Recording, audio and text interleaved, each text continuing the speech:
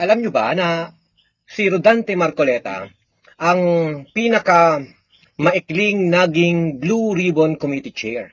Alam nyo, ang Blue Ribbon Committee ay ang pinaka powerful na komite dyan po sa Senado. Bakit powerful ang Blue Ribbon Committee? Dahil kaya nitong mag-imbestiga, magpatawag at maglantad ng katiwalian ng direkta sa mata ng publiko. Sinasabi nga po na Blue Ribbon Committee scans corruption. Ibig sabihin, kaya po nitong magsubpina. Pwede siyang magpatawag ng testigo at dokumento. Kaya po niyang mag-contempt. Ibig sabihin, pwedeng magparusa sa hindi po sumusunod.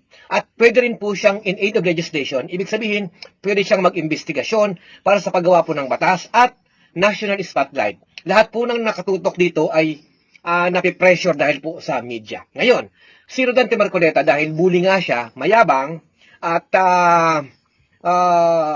parang laging may kaaway, nangyari, siya po ang pinakamaikling naging Blue Ribbon Committee Chair.